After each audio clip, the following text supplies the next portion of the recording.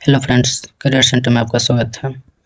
आज हम 12th के इतिहास के अध्याय 2 राजा, किसान और नगर के 50 महत्वपूर्ण क्वेश्चन कराने जा रहे हैं, जो बिहार बोर्ड और कॉम्पिटिटिव एग्जाम के लिए बहुत ही महत्वपूर्ण है।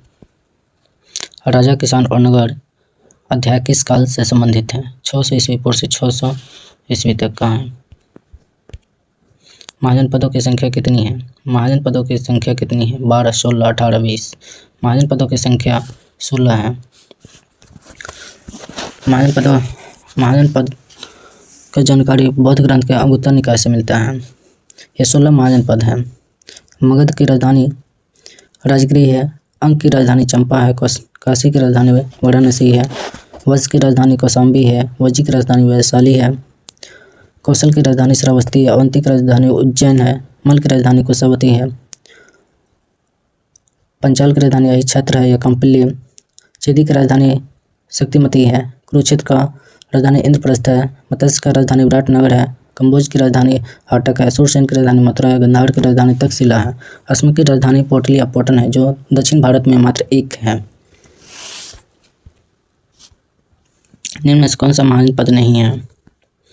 मगध, अवंती, कौशल, कांची नहीं है। मगध की राजधानी क्या थी? तक्षशिला, कौशाम्बी, राजगृह, पाटलिपुत्र, उज्जैन। मगध की राजधानी पाटलिपुत्र थी।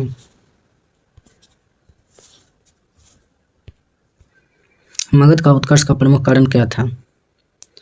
मगध का उत्कर्ष का कारण लौह संसाधन था। मगध का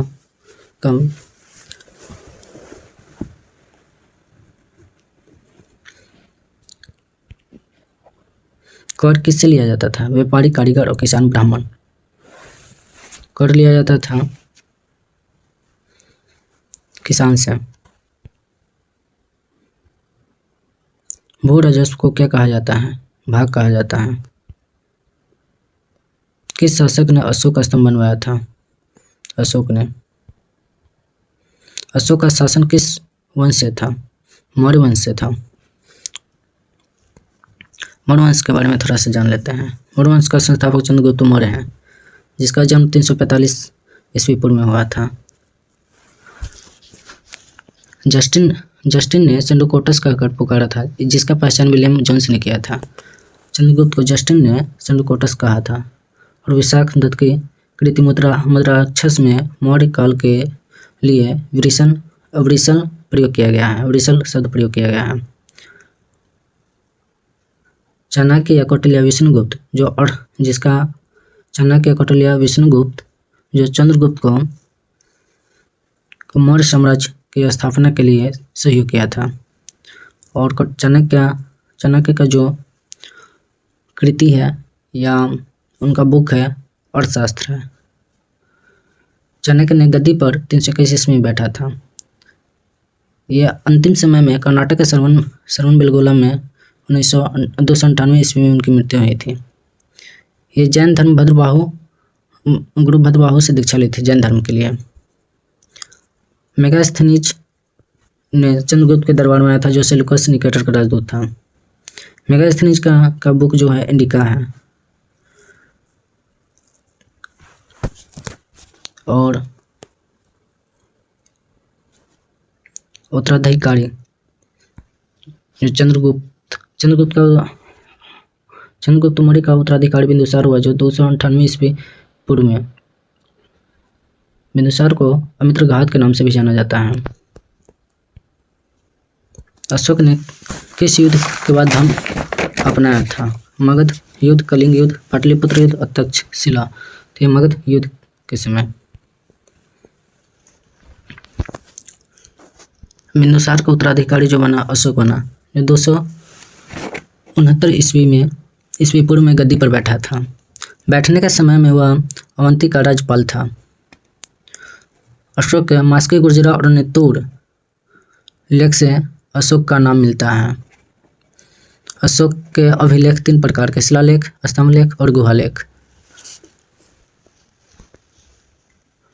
अशोक अपने अभिषेक के 8 वर्ष बाद 261 ईस्वी पूर्व में कलिंग पर आक्रमण किया और राजधानी तोसली पर अधिकार कर लिया था। यह शिलालेख 13 में उल्लिखित है।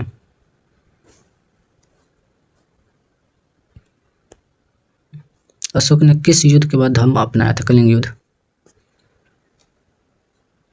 अशोक के धर्म का मुख्य उद्देश्य क्या था? युद्ध, शासन विस्तार, सामाजिक नैतिकता और कर वृद्धि। सामाजिक नैतिकता था। शिलालेख किस भाषा में लिखे गया है? संस्कृत, तमिल, प्राकृतिक और फारसी। तो ये प्राकृतिक भाषा में लिखा गया है। ब्राह्मी लिपि को किसने पढ़ा है? जेम्स प्रिंसेप ने, मैक्स मुलर, कनिंघम। दो बार एक ही रिपीट हो गया है। जेम्स प्रिंसेप ने पढ़ा है। 1830 के दशक में पढ़ा था। 1830 के दशक में ईस्ट इंडिया कंपनी ने उत्तराधिकारी जेम्स प्रिंसेप के ब्राह्मणी और ख्रिस्टी के अर्थ निकाला था। नगरों का विकास किससे जुड़ा हुआ था? कृषि, कर, व्यापार और युद्ध। तो ये व्यापार से जुड़ा हुआ था। श्रेणियां क्या थे? गांव, व्यापारी संगठन, कर व्यवस्था, सैनिक दल। तो ये व्यापारी संगठन थे। रिपीट फिर हो गया है क्वेश्चन। किसान किस वर्ग में आते थे?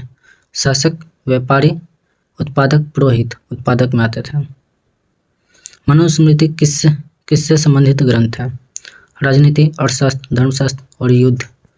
ये धर्मशास्त्र से हैं। स्तूप किससे संबंधित है? हिंदू धर्म, जैन धर्म, बौद्ध धर्म, इस्लाम धर्म। स्तूप बौद्ध धर्म से हैं।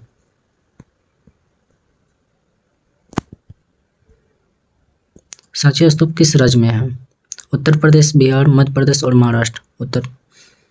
मध्य प्रदेश में है।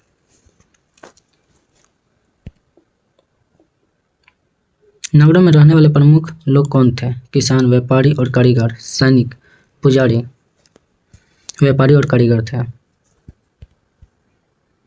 कर वसूली का कार्य कौन करता था? व्यापारी, किसान, राजकीय अधिकारी और पुरोहित। कर वसूली का कार्य राजकीय अधिकारी करता था। महाजन पदों का उल्लेख किस ग्रंथ में है? वेद, अंगुत्तर निकाय, रामायण और महाभारत। अंगुत्तर निकाय में है। अशोक ने धर्म प्रचार के लिए किसे भेजा था? सैनिक, व्यापारी, धम्म महामात्र, किसान। धम्म महामात्र को भेजा था। कुषाण काल में प्रमुख शासक कौन था? समुद्रगुप्त, अशोक, कनिष्क, हर्षवर्धन। कनिष्क था। कनिष्क किस धर्म का संरक्षक था? हिंदू, जैन, बौद्ध, इस्लाम। बौद्ध धर्म का संरक्षक था। किसान किस कारण विद्रोह करते थे? सूखा, बाढ़, अधिक कर, युद्ध। अधिक कर का विद्रोह करते थे। व्यापार मार्ग किससे जुड़ा हुआ था? गांव, जंगल, नगर, खेत। नगर से। मौर्य प्रशासन किस पर आधारित था? लोकतंत्र, केंद्रीकरण, सामंतवाद और गणतंत्र। केंद्रीकरण पे था। नगरों में सिक्कों का प्रयोग क्यों बढ़ा था? कर, व्यापार, युद्ध और दान। व्यापार के लिए। अर्थशास्त्र के लेखक कौन है? अर्थशास्त्र के लेखक कौटिल्य हैं, जिसे चाणक्य भी कहा जाता है। कर का मुख्य स्रोत क्या है? व्यापार, कृषि, उद्योग और युद्ध। कृषि है। महाजनपद काल में प्रमुख फसल क्या थी? जौ, धान, गेहूं, मक्का। धान थे। किस काल में नगरों का पुनः विकास हुआ? हड़प्पा, वैदिक, 600 ईस्वी पूर्व बाद और मुगल। 600 ईस्वी पूर्व बाद हुआ था।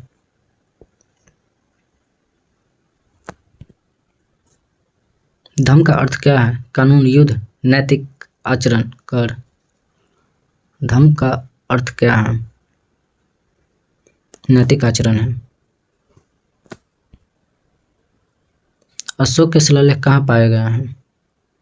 केवल बिहार में, केवल उत्तर प्रदेश में, पूरे भारतीय उपमहाद्वीप में, विदेशों में। पूरे भारतीय उपमहाद्वीप में। नगर किसे कहा जाता है? गांव, किला, व्यापार केंद्र और खेत। व्यापार केंद्र को कहा जाता है नगर। मौर्य काल में सड़कें क्यों महत्वपूर्ण थी? यात्रा, सेना, व्यापार, सभी कारण के लिए। सभी कारण के लिए था महत्वपूर्ण। अशोक का व्यक्तिगत धर्म क्या था? हिंदू, जैन, बौद्ध, वैदिक। अशोक का व्यक्तिगत बौद्ध धर्म था। और चंद्रगुप्त मौर्य का व्यक्तिगत नहीं था, पर उन्होंने दीक्षा ली थी जैन धर्म का। राजाओं की शक्ति की प्रतीक क्या था? राजाओं की शक्ति का प्रतीक क्या था? सेना, कर, शिलालेख और धर्म। सेना। नगरों में कौन सी गतिविधि प्रमुख थी? कृषि, शिल्प और व्यापार, युद्ध और पूजा। शिल्प और व्यापार था। इतिहासकारों को जानकारी किससे मिलती है? ग्रंथ, शिलालेख, सिक्के, सभी से मिलते हैं। प्राचीन भारत में सबसे शक्तिशाली महाजनपद कौन था? कौशल, अवंती, मगध, वत्स। सबसे शक्तिशाली था जो मगध था। कर की दर लगभग कितनी थी? 1/10, 1/6, 1/4, 1/2। तो ये 1/6 था।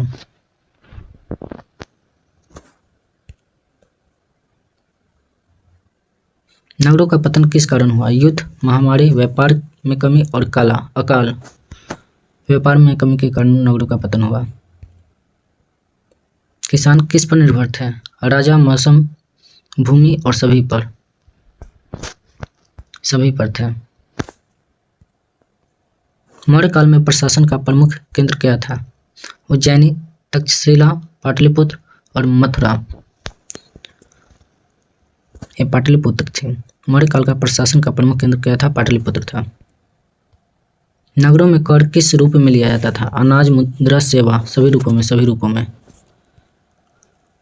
धर्म महामात्रों की नियुक्ति किसने की थी? चंद्रगुप्त, बिंदुसार, अशोक और कनिष्क। अशोक ने किया था। इस अध्याय का मुख्य विषय क्या है? युद्ध, धर्म, राज्य, समाज व अर्थव्यवस्था, कला। राज्य, समाज और अर्थव्यवस्था था। यह अध्याय किस पुस्तक से लिया गया है? भूगोल, राजनीतिक इतिहास और शास्त्र इतिहास से लिया गया है। चलिए 50 क्वेश्चन हो गया है, महत्वपूर्ण क्वेश्चन। आप लोग को पसंद आए तो लाइक, सब्सक्राइब और कमेंट करें, और हर एक ग्रुप में ज़रूर शेयर कीजिएगा आप लोग। धन्यवाद, थैंक यू। आप लोग अच्छे से पढ़ाई करते रहिए और लगे रहिए।